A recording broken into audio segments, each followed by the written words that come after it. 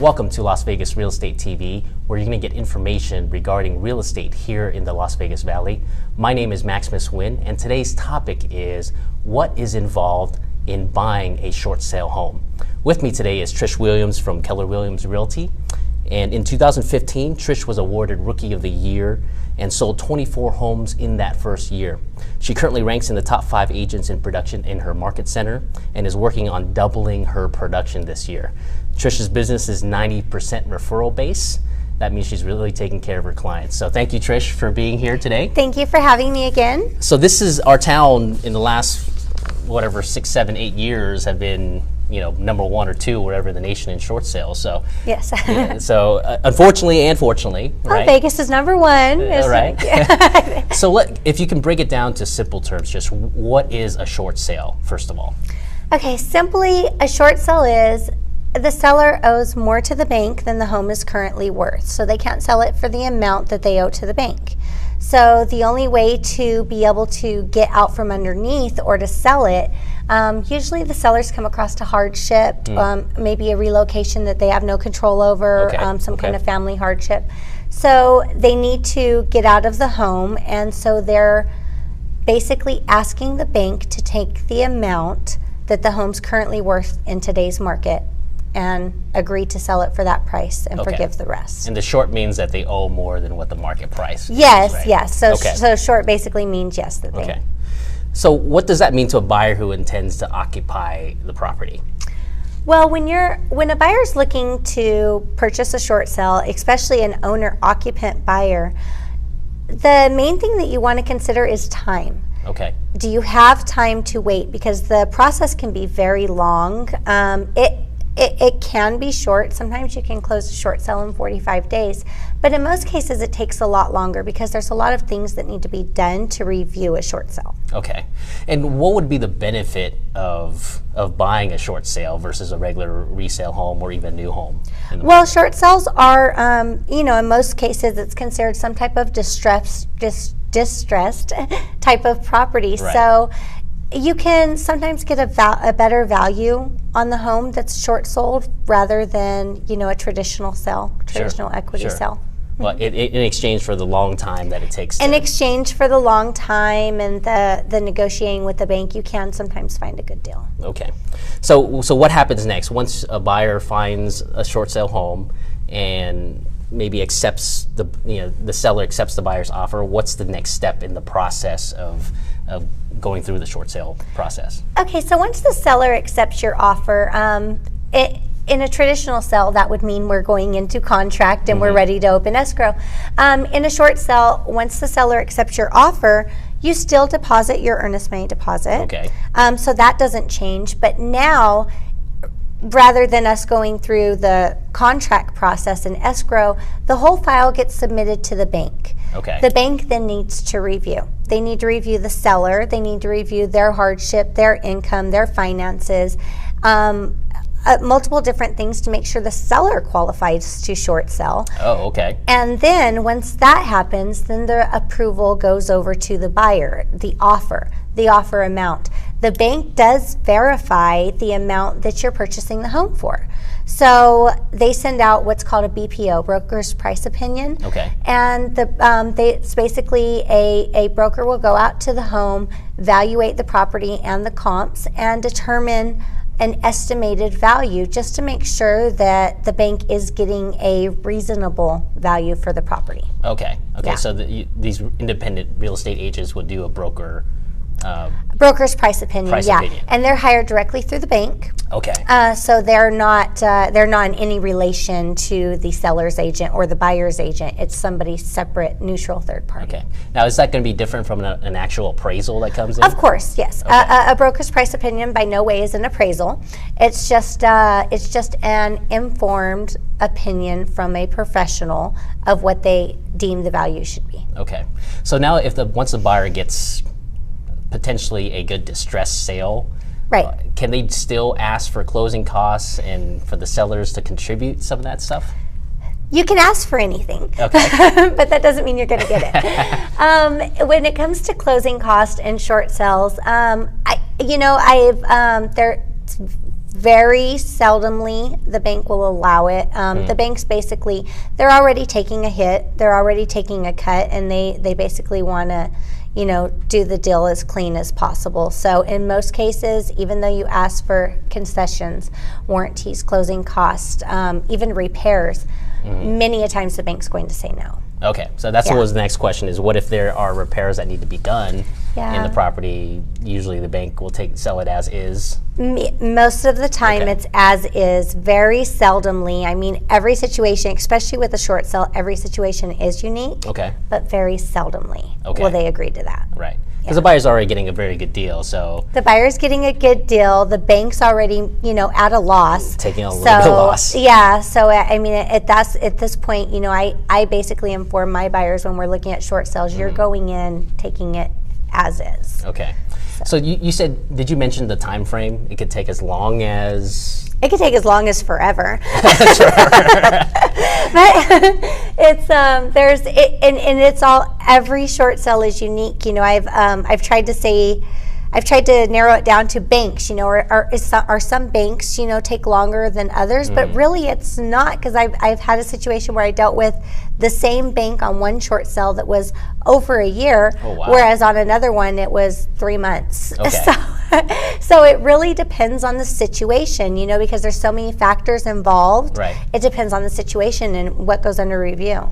And what happens if it takes that long, though, and the buyer puts down their earnest money, you know, $2,500 or $5,000, whatever that may be, and gets buyer's remorse or finds another property that they really love? I mean, what happens to their earnest money and well, the buyers do get protected to a point in your short sale addendum.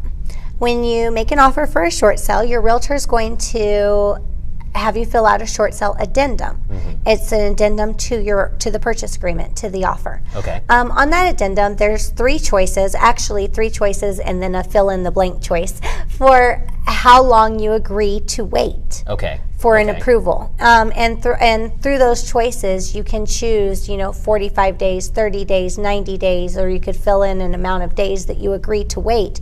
And you're saying, basically, my earnest money deposit, I will leave my earnest money deposit there until, you know, and go through the process. But after this many days passes, if I choose to move on, I have the right to and get my earnest money deposit back. Sure. So there is some recourse. It's not there is some recourse. You're not locked in there forever waiting for it to happen, because we have to be reasonable. Sure, absolutely. Yeah. So, and then once the bank approves that process and that short sale, then what happens next after that?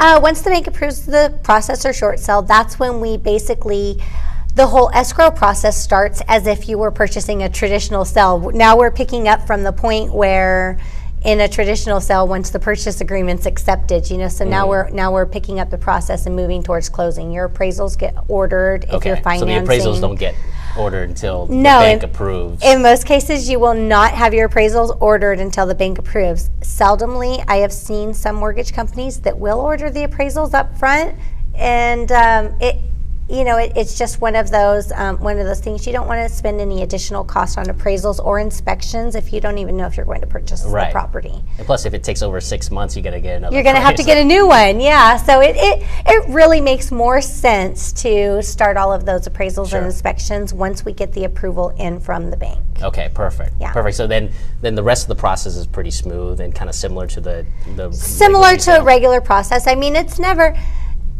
I always tell everybody, nothing's 100% guaranteed till you get the keys. Right. But we are at least 99% guaranteed that everything should go smoothly from there. Okay. Yeah. I think the one last step I did, I just did a transaction on short sales. Like at the very end, at funding, the bank still has to approve it one last time. They do, and you know, there's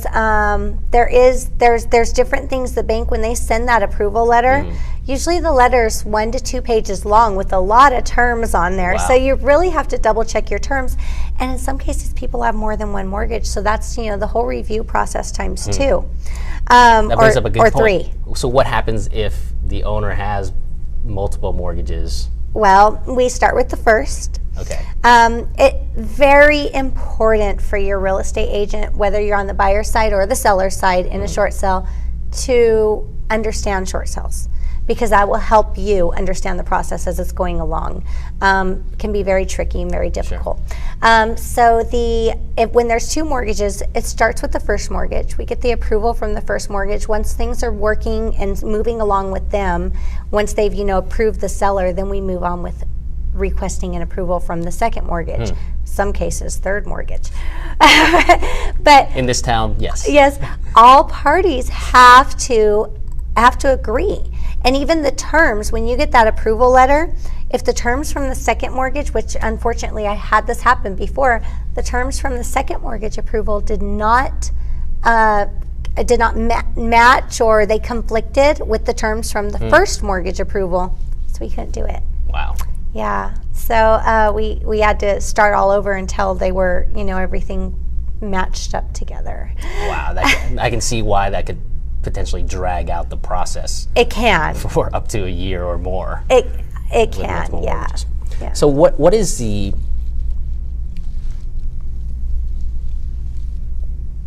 why do investors purchase short sales? To get a good deal. Right. Sometimes in short sales as well. Many properties that are distressed, the seller has obviously hit some type of hardship, can no longer pay the mortgage. Sometimes they can't keep up with repairs. So there's some houses that are for sale that are short sales that are not even financeable because of certain conditions. Sure, okay. So in those cases, it would be, cash purchasers, not all of them, but a lot of them, or a good amount of them. And investors will go around, they're looking for a good deal. They're looking for something they can turn a profit on, that they can fix up for a reasonable amount of money and make a profit. So they'll go around and make offers on multiple short sales at a time, knowing that not everyone's going to go through, and let's just see what sticks. And if it sticks and you can get a good deal, it's worth it. Okay. So yeah, and then if you have many at a time and then work the timeline, then you can eventually maybe roll down 4, 5, 6 in a row. Right, and it's worth it if you period. can get a deal. If you can get a good deal, I've seen investors get very good deals on short sales. In situations where a traditional finance buyer couldn't purchase it because of its condition. Sure. So what are questions buyers should be asking real estate agents when they go through this process, other than the ones obviously I have to ask you today, but to determine whether that real estate agent is going to be the most effective person to help them with the purchase? Well, one thing is, do they know anything? Have they ever gone through the process of a short sale? Because if you haven't, there's kind of mistakes that you could make, such as ordering the inspections or appraisals right away. If your realtor has never gone through the process, they wouldn't know that you could lose money in this time frame. So that's something to be important, or an important question to ask. I'm sorry.